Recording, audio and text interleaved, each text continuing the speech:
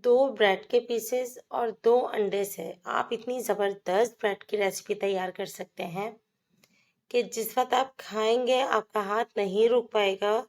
मैं ये सोच रही थी कि मैंने गलती की जो इतना कम बनाया था, मुझे ज़्यादा बनाने चाहिए थे। जब आप बनाए तो आप ज़्यादा ही बनाइएगा वरना आपका हाथ रुकेगा नहीं। अस्सलाम वालेकुम, आप देख रहे हैं डेली कुकिंग शो और आज की रेसिपी बहुत ज़बरदस्त होने वाली है क्योंकि ये बहुत मज़े की बनती है। ज़रूर ट्राई कीजिएगा, फीडबैक दीजिएगा, रेसिपी एंड तक साथ रहिएगा और देखिएगा कि रेसिपी हमने कैसे बनाई। 2 ब्रेड के पीस लिए, उसे पानी में सोक करके निचोड़ के निकाल लिया। 2 बॉयल एग लिए और मैंने उसको ग्रेट करना शुरू कर दिया। इसको ब्रेड के अंदर ही ग्रेट कर लीजिएगा, आसानी हो जाएगी। थोड़ा सा हस्बे ज़रूरत हरा धनिया काट के मैंने ऐड किया है। इसके साथ ही अब हम कुछ मसाले ऐड करेंगे जिसमें 1/4 टीस्पून सॉल्ट है, 1/4 टीस्पून कुटी हुई लाल मिर्चें हैं और साथ ही मैंने भुना हुआ कुटा हुआ धनिया ऐड किया है। इसका जायका बहुत अच्छा आता है, धनिया का ज़रूर ऐड कीजिएगा। 1 टेबलस्पून कॉर्नफ्लावर है, कॉर्नफ्लावर 1 टेबलस्पून बहुत रहेगा, इससे ज़्यादा ऐड नहीं कीजिएगा। इन सारी चीज़ों को हमने मिक्स किया है। मिक्स करने के बाद अब हम इसकी बनाएंगे टिक्कियाँ। ये रेसिपी बहुत क्विक बनती है और जायके में बहुत ही ज़्यादा मज़ेदार और लाजवाब होती है।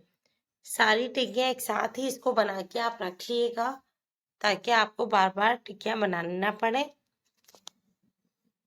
रेसिपी पसंद आ रही हो तो लाइक कीजिएगा, चैनल पर न्यू हो तो सब्सक्राइब कर लीजिएगा, बेल का बटन ज़रूर प्रेस कीजिएगा ताकि आने वाली तमाम ये रेसिपीज़ आप तक पहुँचे।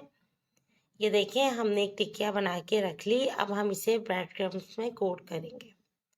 नॉर्मल बाहर के जो ब्रेड क्रम्स होते हैं वो हों तो आप थोड़ा सा जो है ना इसको कूट लीजिएगा ताकि थोड़ा सा ये बारीक हो जाए, और अगर घर के ही हों तो वो तो बारीक ही होते हैं, उसका कोई मसला नहीं। सारी टिक्कियाँ मैंने एक साथ बना के रख ली हैं। अब हम चलते हैं दूसरी साइड पर। दूसरी साइड पे जाने से पहले अगर आपने अभी तक मेरे चैनल को सब्सक्राइब नहीं किया तो कर लीजिएगा, बेल का बटन ज़रूर प्रेस कीजिएगा ताकि आने वाली तमाम ये रेसिपीज़ आप तक पहुँचे। ऑयल मैं ज़्यादातर सरसों का ही यूज़ करती हूँ, तो थोड़ा पका के फिर हम टिक्कियों को फ्राई कर लेंगे। आप लोग जो ऑयल यूज़ करते हैं आप उसमें ही काम कीजिए। और एक बात और भी मैं बता दूँ कि सरसों के ऑयल में भी जो कहते हैं ना लोग की स्मेल आती है, इस तरह की चीज़ें आप फ्राई नहीं कर सकते, ऐसा कुछ भी नहीं होता। बहुत मज़े के, बहुत शानदार बनते हैं और सरसों के ऑयल के तो फ़ायदे भी बहुत ज़्यादा हैं। इसलिए कोशिश ये कीजिए कि अपने नेचर से करीब रहें और ऑयल सरसों का ही इस्तेमाल करें। कहीं से भी बाज़ार से अच्छी जगह से ले लें, मार्केट से।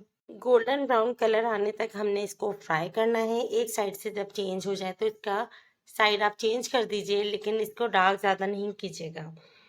इतने मज़ेदार, इतने शानदार ये टिक्कियाँ बन के तैयार होती हैं और इसका फ्लेवर इतने मज़े का होता है कि जिस वक्त आप खाते हैं आपका हाथ ही नहीं रुकता। केचप मायो की डिप बना लीजिएगा, उसके साथ सर्व कर लीजिएगा या प्लेन केचप के साथ खाइएगा। हरी चटनी हम लोग बना के फ्रीज कर लेते हैं, उसके साथ ट्राई कीजिएगा। हर एक के साथ इसका जो कॉम्बिनेशन है वो बहुत ही अच्छा लगता है। अपना बहुत ज़्यादा ख्याल रखिएगा, दुआ में याद रखिएगा। इंशाल्लाह नेक्स्ट किसी भी रेसिपी में आपसे मुलाकात होगी। अल्लाह हाफ़िज़।